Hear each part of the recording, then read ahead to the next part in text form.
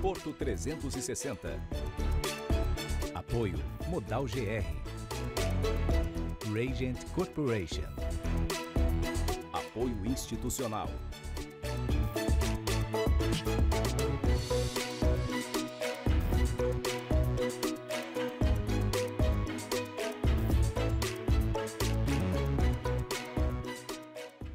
Olá, está no ar Porto 360, nosso espaço semanal para debater assuntos importantes em relação aos portos internacionais, portos do Brasil e principalmente em relação ao Porto de Santos. Como você já bem sabe, toda semana eu estou aqui debatendo extremamente temas relevantes ao maior setor que contribui com a economia do nosso país, o Porto de Santos. Esta semana recebo dois convidados especiais. Meu primeiro convidado é Regis Prunzel, que é presidente da SOPESP, o Sindicato de Operadores Portuários do Estado de São Paulo. Regis, obrigado pela tua presença, que prazer enorme ter você aqui com a gente. Obrigado, Maxwell, pelo convite, é um prazer estar aqui com você no Porto 360, junto com o Dr. Tiago.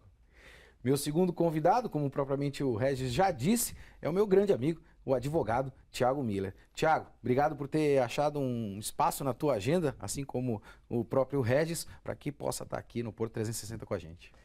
Obrigado, Max. É um prazer estar aqui, né? Você tem incentivado muito essa discussão do Porto, né? E eu fiz questão de encontrar espaço na agenda, ainda mais com a presença aqui do nosso presidente.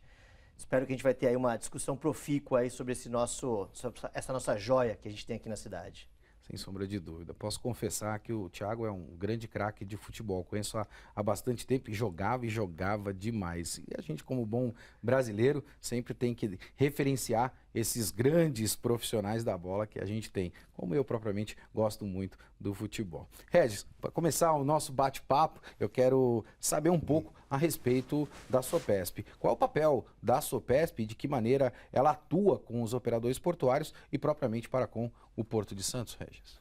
Perfeito, Max. Vamos lá. O SOPESP, ele tem, esse ano agora, 2021, nós devemos completar 27 anos de vida.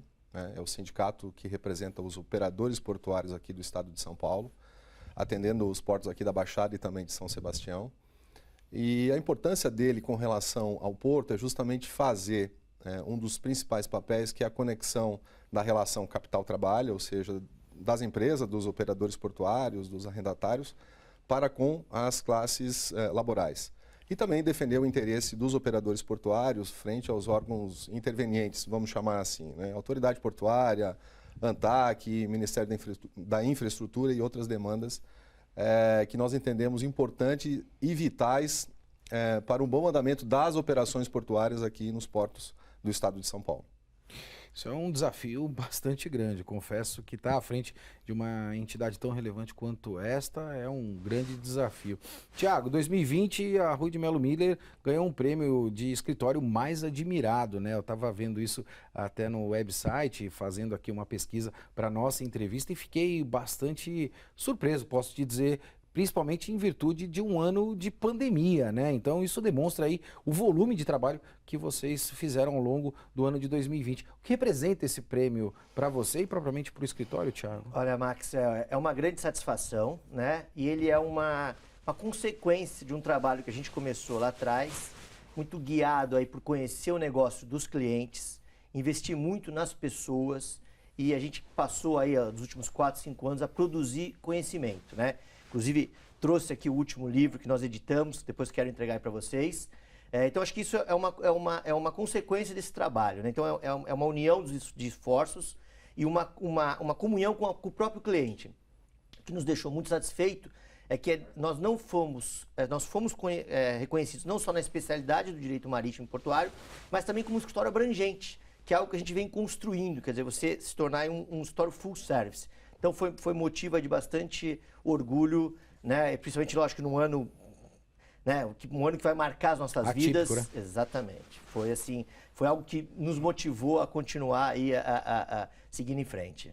Já deixo aqui meus parabéns para você e para toda a tua equipe. Isso é bastante relevante e importante para a nossa região. A gente demonstra de forma bastante clara o volume de profissionais competentes que a gente tem na nossa região. Eu, como sempre o faço, já quero ser provocativo. Já vamos começar o debate aqui com esses dois especialistas. Vou começar pelo Regis. Regis, a gente tem que falar da privatização. A gente sabe bem o que isso significa para a nossa região e a preocupação que isso vem gerando. Eu venho acompanhando até grandes economistas já afirmando que a privatização não vai ocorrer. Regis, vai ocorrer a privatização? Não vai ocorrer a privatização? E qual é o cenário perante essas duas condições? Ou seja, se acontecer a privatização, o que isso reflete? E se não acontecer, o que isso pode possivelmente acatar para a nossa região? É uma pergunta, Max, que... 6 milhões de dólares, 6 né? milhões de dólares, né? É realmente uma pergunta que a gente tá acompanhando as respostas que estão por vir, vamos falar assim, né? Entendemos que há uma preocupação generalizada, não só de nós que estamos vivendo a realidade dos portos aqui da Baixada nos últimos anos, mas há uma preocupação também do próprio mercado que depende das operações dos portos aqui da Baixada, né? Então vamos falar do mercado interno e até mesmo do mercado externo, Claro, né, claro. os dois fluxos, né, ou de importação ou de exportação. A gente espera, né, o Sopesp espera com bastante expectativa a modelagem da desestatização. Entendemos que é um movimento que ele deve ser feito, né, apesar de que nós, Brasil, não tem know-how de desestatizar companhias docas ou de desestatizar autoridades portuárias, né? Nós não temos isso. Então, a gente está acompanhando agora os primeiros passos da Codesa, né, no Espírito Santo. Acompanhamos as modelagens e as primeiras discussões que estão vindo a público. E há uma expectativa, sim, elevada de que isso vá acontecer nos portos da Baixada. Nós entendemos que ele é um passo importante que o Brasil precisa dar, que o país precisa dar, para continuar o seu desenvolvimento, né? A gente tem um plano de desenvolvimento recém-aprovado agora no ano de 2019 para 2020, que salta de 140 milhões de toneladas, que é o que a gente faz hoje, para, nos próximos 20 anos, em torno de 240 milhões de toneladas, né? Mais do que dobra, né? Muito expressivo. Muito expressivo o aumento de volume. Importante para continuar desenvolvendo o país, a região, os municípios aqui da Baixada. Mas a gente precisa ter um marco dessa desestatização que ele tenha uma segurança jurídica para quem já está operando, e aí a gente fala dos arrendatários, e também uma segurança jurídica para que a gente possa dar continuidade nesse desenvolvimento. Como vai ser a relação no futuro, em acontecendo a privatização, desestatização, como será a relação do privado com o privado, né? Então tem algumas dúvidas que o mercado ainda tem, que os operadores têm, que os arrendatários têm, que os próprios autorizatários ainda têm, e que nós esperamos que nesse período agora do próximo ano, o governo, através da consultoria e do próprio BNDES, consigam deixar claro para toda a comunidade como que vai funcionar a desestatização. Eu acho que é um passo importante, e se eu pudesse responder uma das suas perguntas, eu diria que é vital para a nossa continuidade, para o desenvolvimento do país, a gente ter, sim, uma desestatização, mas com segurança jurídica, organizada, discutida, um modelo que atenda aí a continuidade do crescimento, mas também que a gente não torne isso um pesadelo e acabe não acontecendo de forma profissional, digamos assim. O que é bastante preocupante, né? Eu confesso que fico bastante preocupado com isso também, porque se a modelagem não estiver adequada, eu acho que a gente comete um grande erro privatizando os portos do nosso país. Já quero provocar, como o Regis falou dessa questão da estabilidade jurídica, Regis, eu sempre me amparo aqui nos meus amigos advogados, né? Então eu sempre trago os meus advogados aqui para que possam dar a estabilidade jurídica que é necessária nesses debates que a gente tem. Doutor Tiago, a gente acompanhou os estudos que já foram apresentados lá na Codesa. Já virou uma barulheira enorme no mercado, principalmente pelo aquilo que foi apresentado. Um dos grandes pontos foi a relação, principalmente com os arrendatários que lá hoje estão, né? Ou seja, a nova empresa que porventura venha a privatizar o porto pode debater essa relação. Isso impacta direto nessa condição da instabilidade jurídica. Aqui no Porto de Santos a gente acompanhou também a relação do cais público, né? Ou seja, podemos ter uma monopolização de mercado, o que pode gerar também determinados riscos. Qual é a tua percepção em relação a esta questão para que a gente possa equalizar e criar realmente uma equação para resolver esta condição da instabilidade jurídica, doutor?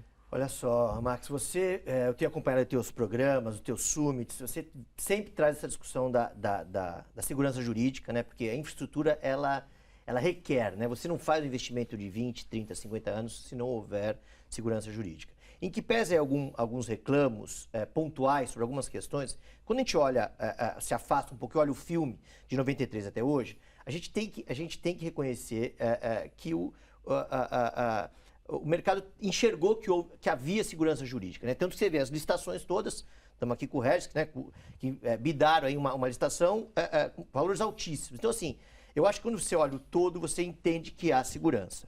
O que acontece? Em momentos de instabilidade política, essa sombra volta, e se a gente for parar para lá, a gente está desde 2014, né, oscilando. Então, isso é uma preocupação.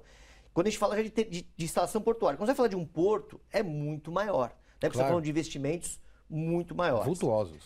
Eu quero aqui fazer um reconhecimento que o trabalho que tem sido feito pelo MInfra, pelo BNDES, pela própria Codesa, eles apresentaram instrumentos consistentes. É um trabalho de fôlego, né? A gente participou da época da discussão do Santos 17, tentando montar uma modelagem, depois a gente, como escritório, participou do chamamento para dragagem. Então, assim, não é simples você montar uma modelagem, ainda mais quando você está tocando numa função de autoridade. Então, eu acredito que o que o governo propôs, e são instrumentos, é um trabalho de fôlego, ele tem ali, está 80% do que vai ser. Agora, demanda aprimoramento. E justamente nesse ponto que o Regis tocou e que você tocou, que é dos atuais arrendatários. Precisa estar muito claro, né? E eu acho que as minutas, faltou assim, não um detalhamento, mas marcar alguns pontos que desse essa segurança. Ela ficou um pouquinho aberto. Né? Então, assim, você pensa alguém que está bidando agora nessas licitações, 300 milhões, tivemos agora duas da celulose, 250 milhões, 200 milhões, e você, daqui um ano, isso pode mudar. Então, assim, você precisa assegurar que não mude, que essa transição daquele cara que fez o investimento, que ele vai ter a segurança de continuar a seguir o contrato dele. Isso é um ponto a ser melhorado. E o outro é estimular que venham os investidores. Né? Eu acho que assim, porque o que a gente vai ter agora é privado-privado. Isso é uma mudança jurídica grande. Né? Você está transformando uma subconcessão, que é a licitação dos terminais, uma subconcessão, num contrato privado. Então, o meu sentimento é que, lógico, vai haver interessado, a gente vai encontrar esse equilíbrio, né, dando essa segurança para quem investiu e quem está de cumprir o contrato, e ao mesmo tempo seduzir, né, ou atrair esse capital externo, porque eu acho que é fundamental para o nosso crescimento. Acho que a gente tem mais a ganhar do que perder com a privatização. Agora, o lado difícil disso é o cais público. Né? Há uma tendência, a gente participou da audiência pública da Codesa e os operadores de cais públicos lá que ela tem um volume grande, né, de cais público, e eles estavam. Por quê? A tendência é você reduzir demais esse espaço. Então, eu acho que essa é uma demanda que também precisa ser endereçada. Né? Você poderia, no próprio PDZ, e esse é um instrumento que continua com o poder concedente, então o concessionário do porto ele vai propor o PDZ, mas é o poder concedente quem homologa. Então, acho que esse é um ponto que a gente pode ver uma redução desse espaço e a gente sabe qual é a consequência disso. Né? Principalmente para a cidade, que é o volume de trabalho para os trabalhadores portuários avulsos. Então, não sei se eu consegui aí. Tentei de forma resumida e está respondendo a tua Sim, tua claro, pergunta. doutor. E eu acompanho a relatoria porque, evidentemente, isso é algo que preocupa bastante o setor. Como eu sempre o faço, eu acabo fugindo da pauta do programa e já quero pegar a opinião do Regis. O Regis é um executivo referência no nosso setor portuário. E, Regis, toda vez quando a gente fala de investimento, a gente fala de previsibilidade. Muitas vezes eu sinto falta da interlocução. Será que não está chegada a hora de colocar todo mundo na mesa?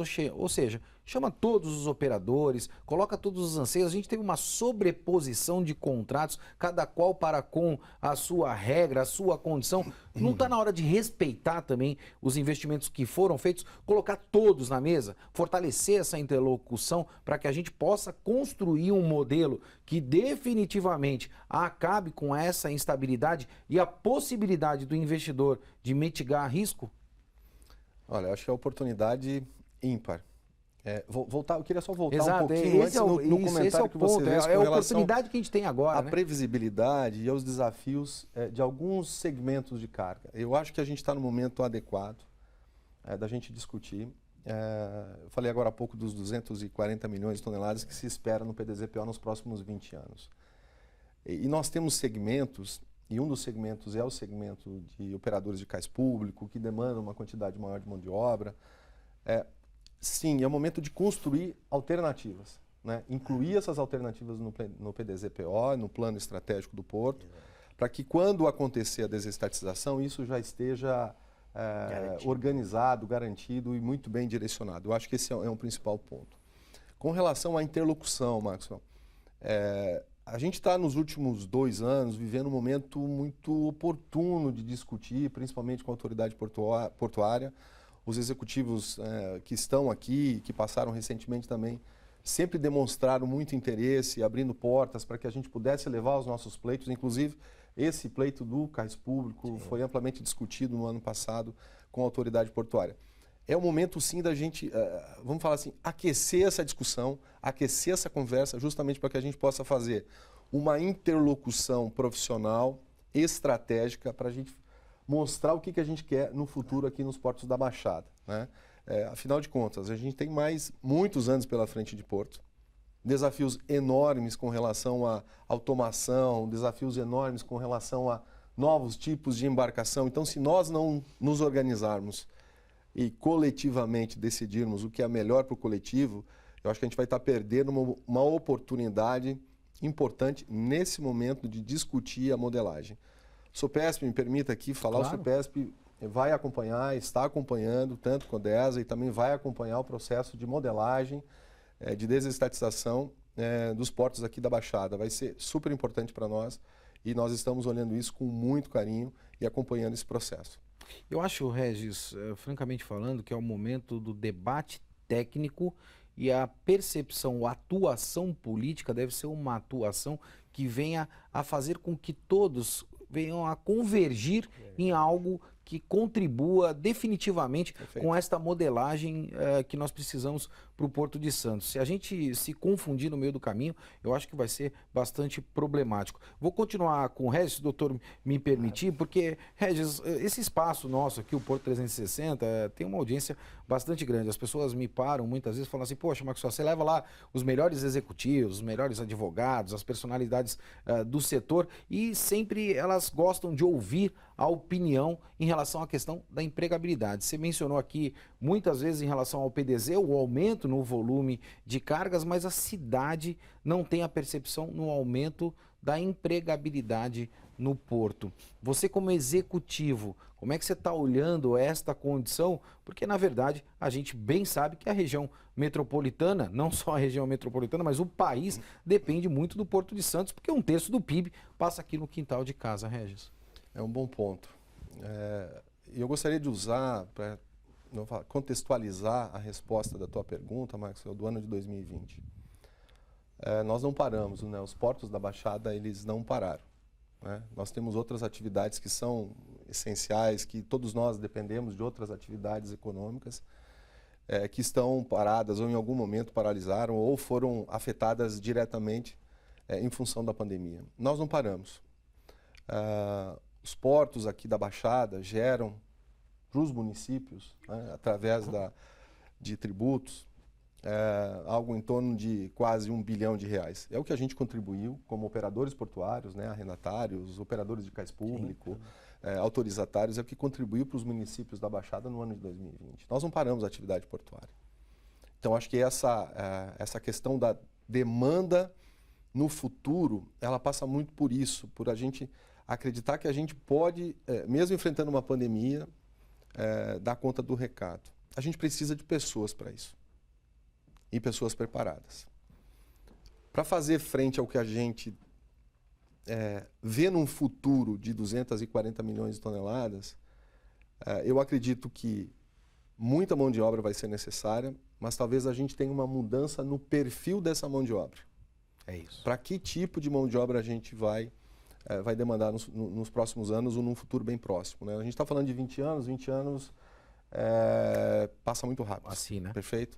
Então, esse é um desafio que a gente precisa realmente também colocar nessa pauta estratégica, Maxwell, de discutir nesse momento quais são os passos que a gente vai dar no desenvolvimento das pessoas que vão ser os futuros operadores, que vão ser os futuros executivos, que vão ser os futuros operadores de logística, operadores de equipamento, operadoras, né, ou operadores, enfim. Eu acho que é o momento de discutir essa pauta estratégica agora. Eu acho que o envolvimento, e aí tem uma conexão, né, a relação porto-cidade. Eu acho que a gente, como operadores portuários, os municípios, através dos seus líderes, né, os prefeitos, os secretários e até mesmo a autoridade portuária, fazer uma conexão nesse sentido, estabelecer uma pauta objetiva de desenvolvimento, o que a gente vai ter no futuro, qual que é a profissão no futuro, enfim. Eu acho que esse é um bom caminho e eu acho que o momento também é oportuno da gente esquentar essa discussão, aquecer essa discussão, justamente para definir o que a gente vai ter de demanda futura, qual é o profissional do futuro, né? Quem que vai nos dar continuidade nesse porto que precisa movimentar as riquezas da região e as riquezas do país. Regis, acho que você foi muito feliz na tua colocação e esse é o compromisso que a gente tem aqui também no Porto 360. Eu discuto isso muito com a alta direção aqui do Grupo Tribuna também, porque eu quero crer que o grande desafio que a gente tem dentro do nosso setor portuário é transicionar essa mão de obra que hoje está operando no Porto para esse mundo disruptivo tecnológico que a gente tem e também, o mais importante, despertar o interesse dessa nova geração que está chegando para atuar dentro do setor portuário. Essa nova geração é uma geração bastante complicada na relação da empregabilidade, ou seja, não tem compromisso. Ele está aqui, ele está ali, ele está ali, ele está aqui. Então a gente precisa, como sociedade organizada, criar essa pauta e eu acho que você foi muito feliz nesse sentido. Doutor Tiago, eu não vou amansar, não. Vou colocar gasolina na discussão. Sempre assim eu gosto, né? A gente está em época de BBB, tá todo mundo usando essa terminologia, colocar o fogo no parquinho, né? Então deixa eu colocar o meu fogo aqui no parquinho. A cidade corre o risco, com a privatização do Porto de Santos, de ficar com o ônus da operação e não tirar bônus da operação portuária, doutor? Olha, Max, eu acho que é uma ótima pergunta e é uma pergunta que casa aí com também que o Regis levantou, que é essa relação porto-cidade. A gente foi endereçada no PDZ, né? Eu acho que isso também é tema aí para depois você debater. Acho que vocês têm essa responsabilidade, vocês estão assumindo essa responsabilidade, trazendo essa discussão, empregabilidade, porto-cidade. Agora, eu tô participando dessa discussão desde o início, desde o momento que a Codesp foi colocada no PPI.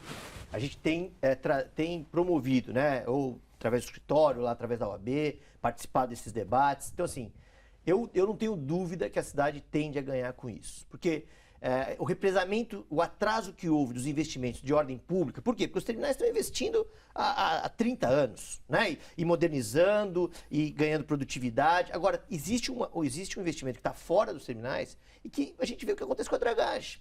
Então, assim, a hora que a gente tiver uma dragagem perene, né, que a gente vá, né, hoje a gente está comemorando aí, ó, né, atingimos aí, poder trazer os navios, os 366, mas olha o que a gente passou por isso, né, se você olhar os 4 últimos anos para trás, assim, né, você perder calado, você não ter a draga, então assim, e os acessos também, porque algo que a cidade sofre muito, né, e melhorou bastante, é com o acesso dos caminhões.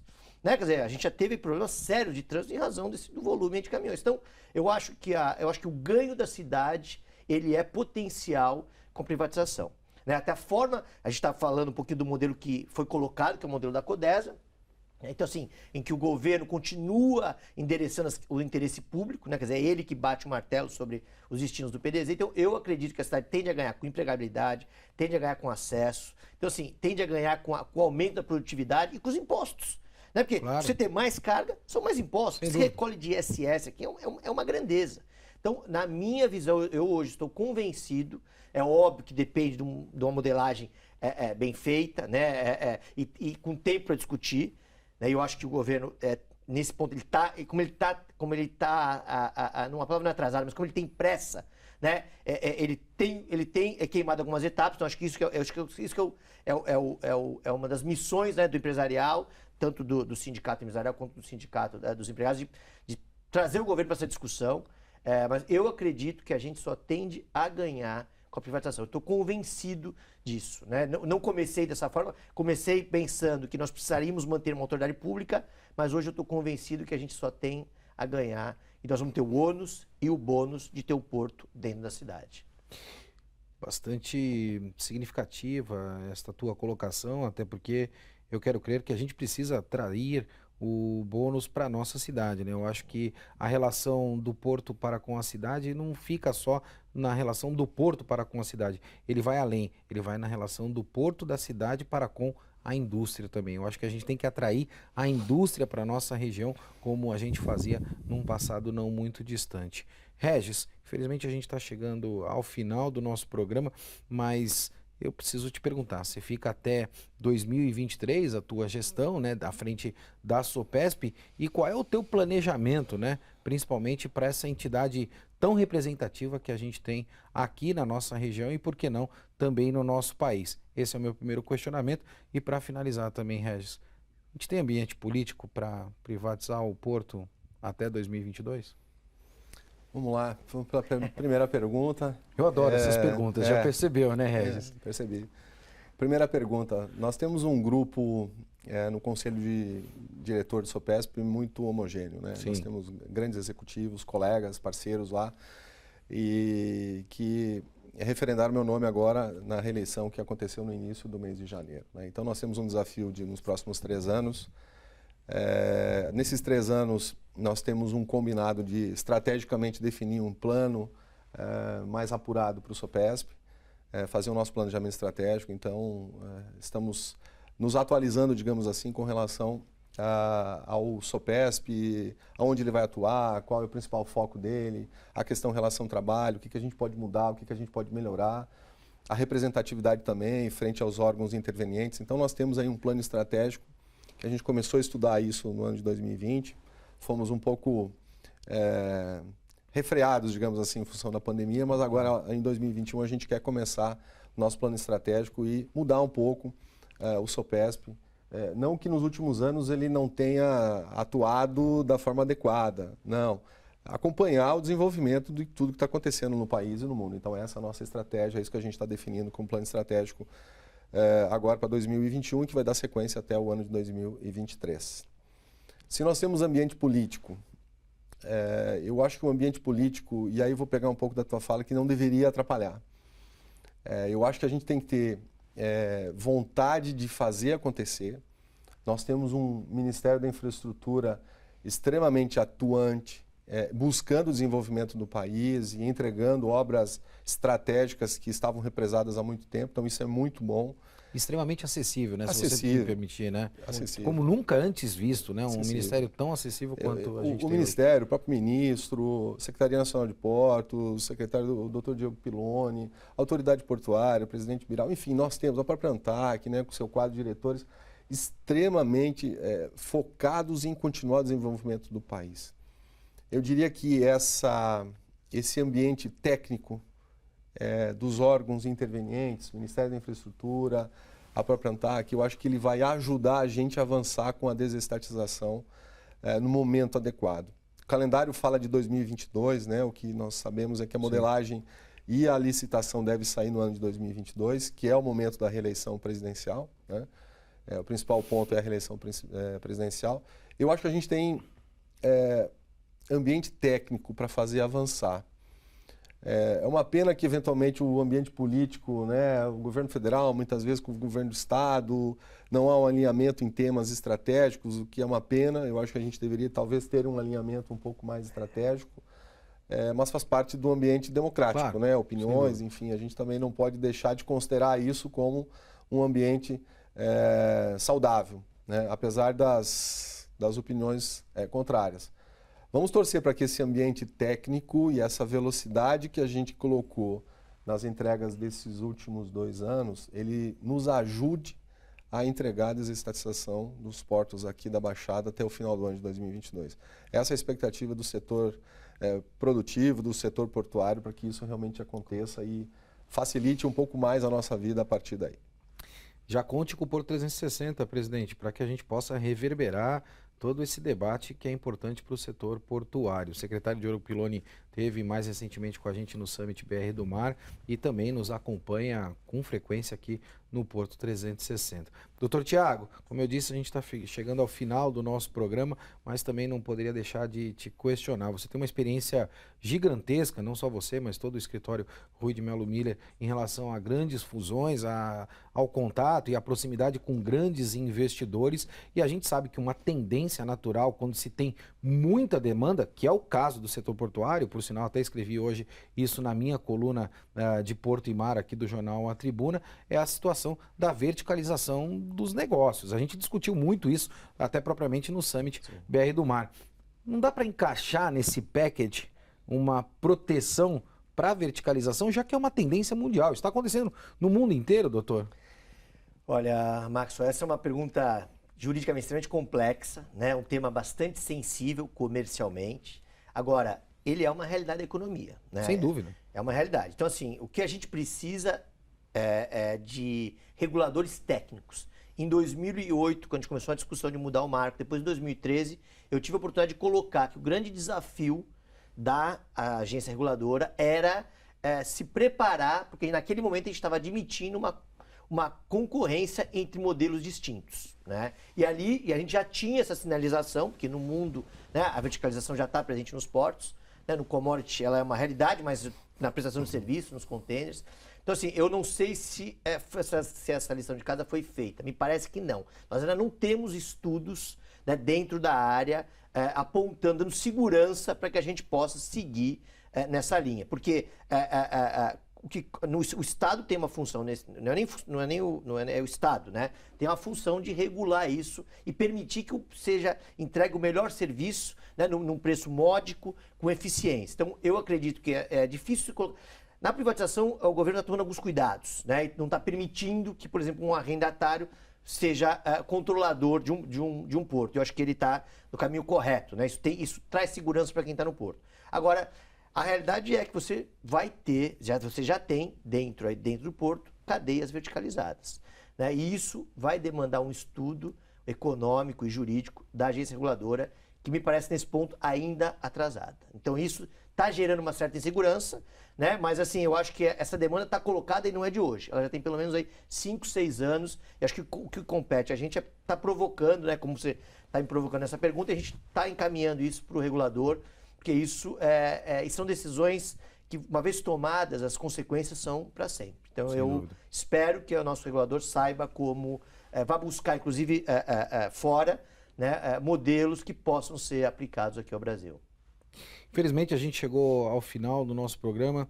Regis, presidente, quero muito agradecer a tua presença aqui juntamente conosco. Quero já pedir o teu compromisso para com a nossa temporada aqui de 2021 no Porto 360, para que a gente possa contar com a tua presença, trazendo informações não só de qualidade, mas também enriquecendo esse debate que é tão importante para o nosso setor, nesse momento, como nós mesmos pontuamos aqui, tão desafiador e tão disruptivo que a gente vem vivenciando. Presidente, muito obrigado pela presença.